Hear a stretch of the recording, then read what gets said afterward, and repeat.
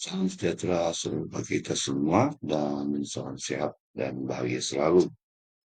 Kali ini bertemu lagi kita dalam video program belajar bersama NC Marona. Kali ini kita akan membahas tentang pengenalan dan penggunaan Tinkercad untuk pembelajaran fisika, khususnya dalam rangkaian listrik arus arah. Baik, sebelum kita masuk ke dalam materi lebih lanjut, kita akan coba cari tahu dulu tentang apa itu Tinkercad. Ya, Tinkercad adalah sebuah aplikasi berbasis web, ya, yang dapat diakses dengan mudah yang melalui jaringan internet. Nah, untuk memudahkan kita mengenal lebih jauh tentang Tinkercad, mari kita menuju ke aplikasi ini. Ya, di sini kita bisa ketik aja di browser Tinkercad. Oke, kita pilih Tinkercad. Oke, nah, baik. Ini adalah halaman muka daripada web dari Tinkercad, ya, Autodesk Tinkercad. Di sini sebelum kita login, kita coba lihat di sini banyak fasilitas daripada yang akan saya jelaskan nanti satu persatu. Baik, nah apa itu Tinkercad? Jadi kalau misalnya kita melihat pada halaman muka aplikasi ini cukup menarik. Jadi Tinkercad itu adalah aplikasi web, ya aplikasi berbasis web yang digunakan untuk mendesain objek tiga dimensi, juga untuk simulasi elektronika dan pemrograman. Ya, Tinkercad termasuk dalam kategori teknologi pendidikan, ya berbasis web atau web-based instruction. Nah, ini aplikasi yang berbasis web memungkinkan pengguna untuk mengakses dan menggunakan fitur-fiturnya melalui browser internet. Tinkercad tidak secara khusus dirancang sebagai Computer Assisted Instruction atau CAI. Ya, juga bukan merupakan sebuah Intelligence Tutorial System atau bukan merupakan Computer Supported Collaborative Learning atau CSCL, ya. Tapi dalam pelaksananya bisa diilustrasikan bahwa sebagai guru kita dapat menggunakan Tinkercad sebagai alat atau media untuk mendukung instruksi, ya, seperti CHAI gitu. Ya, lalu pada sisi cutinya atau siswanya di sini, ya, itu dapat bekerja sama dalam proyek Tinkercad, jadi semacam Computer Supported Collaborative Learning CL, ya. Tapi di sini Tinkercad belum dilengkapi dengan fitur artificial intelligence yang biasa kita ketemukan dalam Intelligence Tutorial System atau ITS. Ya. Nah, beberapa fitur utama daripada Tinkercad ini kalau kita lihat di sini ada dalam perancangan objek tiga dimensi, kemudian untuk merancang atau membuat simulasi rangkaian elektronika, kemudian juga digunakan untuk belajar pemrograman dasar. Ya.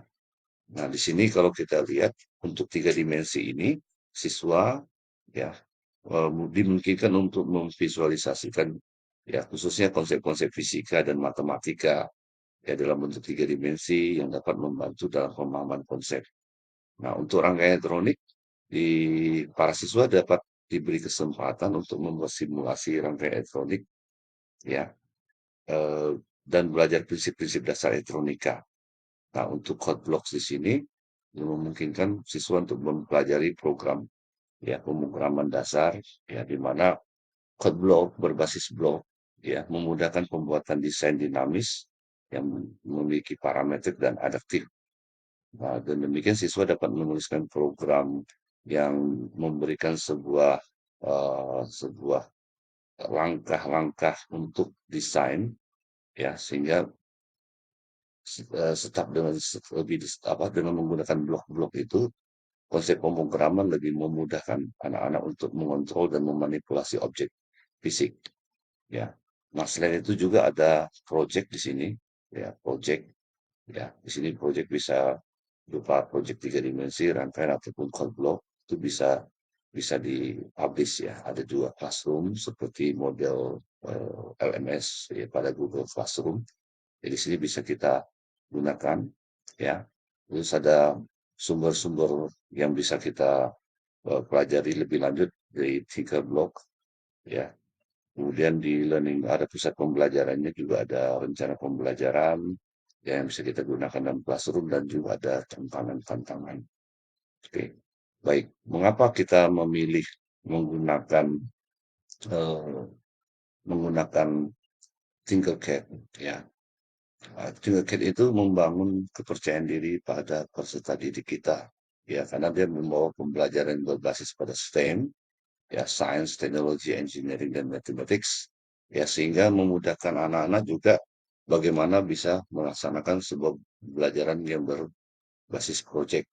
Ya, dengan demikian aplikasi ini juga dikatakan aman, ya cukup aman untuk semua usia, bebas iklan.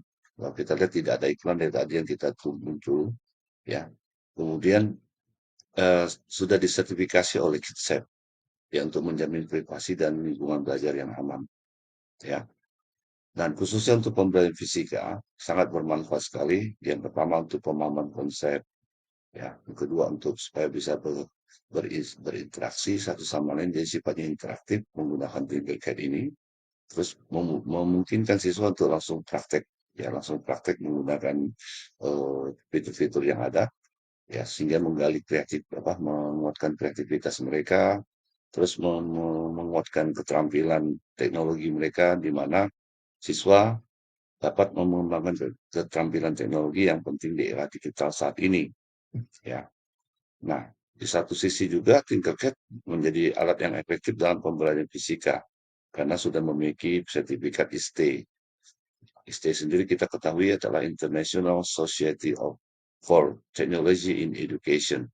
Ini sebuah organisasi sosial yang eh, fokus pada teknologi dalam pendidikan. Ya, dengan demikian organisasi ini akan mempercepat inovasi dalam pendidikan melalui penggunaan teknologi yang cerdas dalam pendidikan. Ya, nah selain itu juga kalau kita lihat Tinkercad ini secara tipologi adalah sebuah aplikasi pendidikan yang fokus pada pembelajaran STEM, ya dengan model pembelajaran berbasis project, sehingga sangat mendukung yang kita ketahui keterampilan abad 21, di mana memungkinkan anak untuk berpikir kritis, berkolaborasi, ya kemudian apa, bagaimana memecahkan masalah, ya. Nah, kemudian juga dapat meningkatkan mereka dalam eh, istilahnya berkolaborasi, ya berkolaborasi.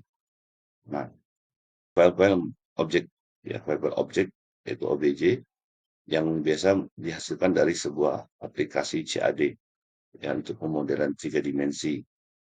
Nah, integrasinya juga dengan apa? Dengan perangkat lunak memungkinkan apa? Jenis perangkat lunak. Tinkercad ini tersedia dalam platform berbasis cloud dan juga sebagai aplikasi yang dapat di-download atau diunduh. Oke. Nah, baik. Terus bagaimana cara menggunakan Tinkercad? Nah, kita telah masuk ke halaman muka daripada aplikasi Tinkercad.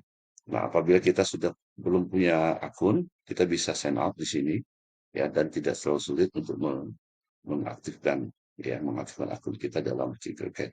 Nah, sementara saya sudah memiliki ini, jadi saya tinggal login karena saya seorang guru. Saya login sebagai guru menggunakan Google. Ya, kita tunggu sesaat.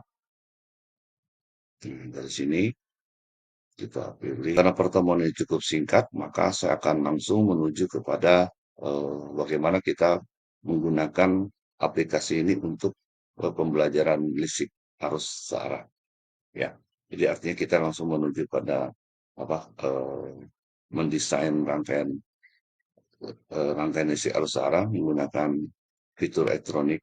Ya, di Tinker ini kalau kita lihat ada fitur elektronik di sini sirkuit, ya rangkaian itu untuk elektronik, ya.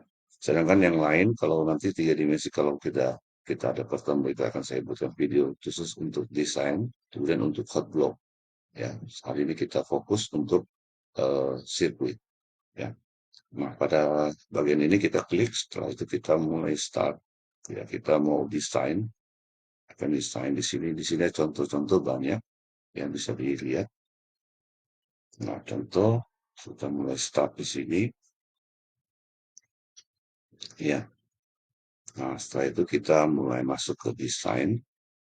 Kita desain, kita pilih create design circuit.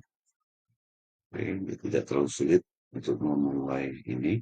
Oke, kita sudah masuk ke bagian create untuk sirkuit rangkaian listrik, ya elektronikanya. Jadi di sini saya sudah membuat sebuah juga menggunakan rencana desain pembelajaran saya seperti ini. Ya, mungkin waktunya tidak cukup untuk menjelaskan semua proses ini. Ya minimal saya memberikan sebuah tutorial singkat buat penggunaan Tinkercad dalam menyusun rangkaian seri dan paralel pada rangkaian listrik arus searah. Ya, nah, di sini sudah tersedia komponen-komponen dan peralatan-peralatan yang dibutuhkan dalam sebuah rangkaian elektronika. Ya, jadi tinggal kita melihat pada komponennya ada yang basic, ada yang memang secara eh, apa lengkap ya. Ada sampai Arduino yang bisa digunakan sebagai antarmuka untuk pemrograman eh, dan dan pengaturan daripada perangkat komponen elektronika. Ya, di sini kita pakai yang basic dulu. Ya, di sini kita sudah di dalam lembar kerja anak-anak sudah kami siapkan alat dan bahan yang akan mereka gunakan. Jadi mereka nanti tinggal mengambil apa-apa yang dibutuhkan dari single cat ini. Ya, mulai dari papan rangkaian mereka sudah tahu papan rangkaian ini bagaimana. Terus kita mulai dengan menyiapkan komponen resistor. Di sini resistor kita bisa hubungkan. Ya, kemudian kita pilih ada 3 buah resistor, kita coba 3 buah resistor, kita susun dulu secara ini bukan susunan seri tapi susunan paralel.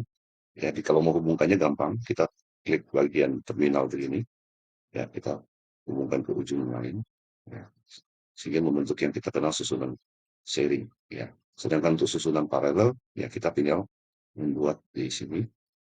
Anak-anak sudah tinggal mengikuti petunjuk yang sudah kita siapkan di dalam modul ataupun dalam lembar kerja. Nah, kalau susunan paralel kita tinggal hubungkan antar bagian ini, hubungkan, terus nah, klik saja. Jadi tidak terlalu sulit menggunakan ini klik lagi kita untuk menyambungkan ke yang lain. Oke, nah ini sebuah rangkaian seri dan ini sebuah rangkaian paralel. Ya, baik kita lanjutkan. Kemudian kita butuh sumber tegangan. Ya, kita ambil di sini baterai, nah, baterai di sini. Oke, kemudian kita bisa hubungkan baterai ini atau kita hubungkan dulu baterainya. Kemudian kita perlu saklar, saklar kita siapkan satu buah di sini untuk memutus rangkaian. Ya, semua ke sini. Oke, jadi saklar satu itu besar. Ya, baik. Jadi ini tidak terhubung, ya. Tidak terhubung di mesin-mesin.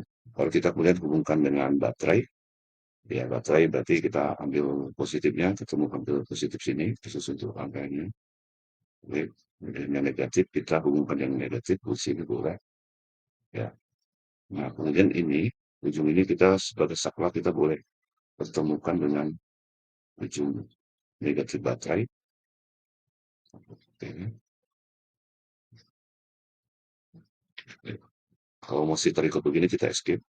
Ya, kita ulang lagi, kita tarik dulu. Namanya. Ya. Kemudian kita hubungkan ujung penutupnya sini ke rangkaian. Ya. Untuk yang negatif, yang positif kita hubungkan ke positif seperti ini. Oke. Nah ini untuk rangkaian seri sudah selesai. Nah, sedangkan rangkaian paralelnya kita bisa sama, berarti di sini negatifnya kita ambil negatif. Kemudian ini juga kita hubungkan ke negatif. Ke satu ini satu ini. Kita hapus dulu. Biru. Nah, terus memutus rangkaian. Kemudian yang di sini hubungkan ke positif. Kalau supaya mana tidak bingung kita buat di sini.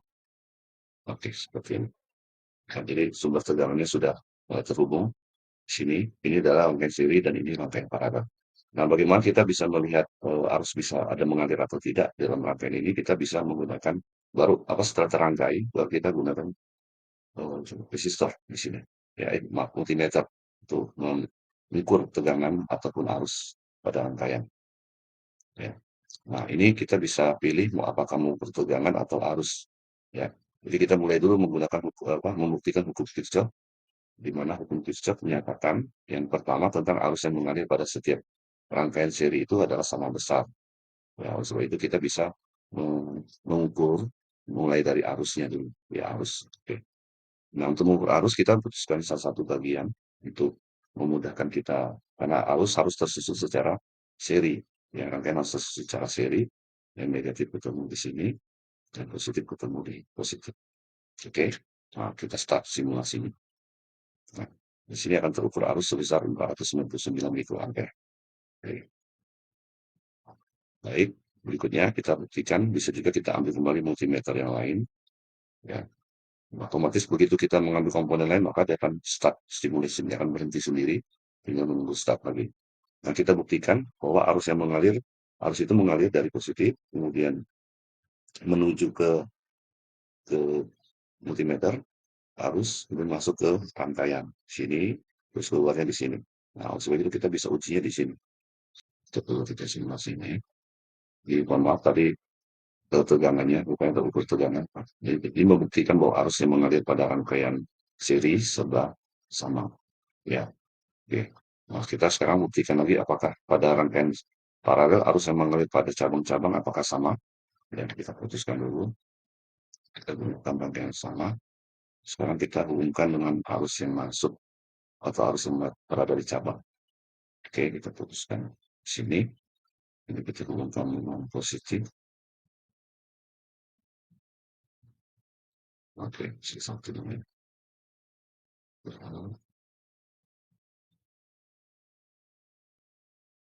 ini.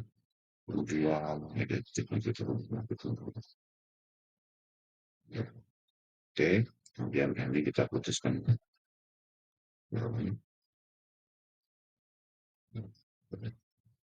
sudah tapi sekarang untuk melihatnya negatif betul kita ambil sini pakai cabang politis. Nah, ini membuktikan arus yang berada pada cabang. Sebenarnya kita lihat arus melalui sebuah cabang sesuai dengan satu di sini.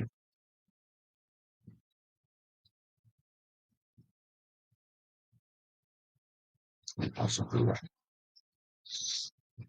Ini bukan negatif, positif itu hubungkan dengan ini.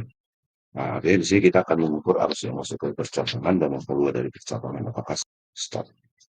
Ya, ternyata arus yang masuk pada satu cabang, ya, itu lebih kecil daripada arus utamanya. Ya, berarti menunjukkan bahwa hukum pertama Kirchhoff tentang arus terbukti. Ya, jadi kalau seri tidak ada percabangan arusnya sama-sama, kalau tidak ada percabangan maka arusnya berbeda. Ya. Nah, setelah selesai, maka ini mungkin karena waktu kita tidak cukup, maka ini bisa kita simpan. Kita beri nama rangkaian hukum Kirchhoff, bukti hukum Kirchhoff.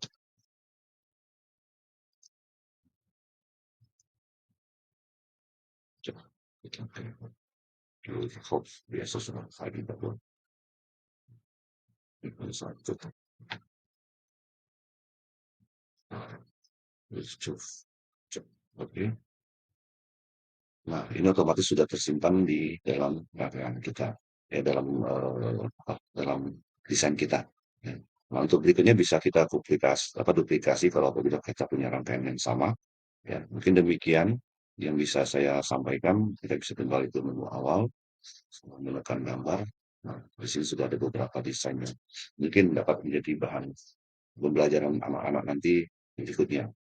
Terima kasih apa yang bisa saya sampaikan hal ini. Semoga bermanfaat dan semoga kita senantiasa sehat. Terima kasih.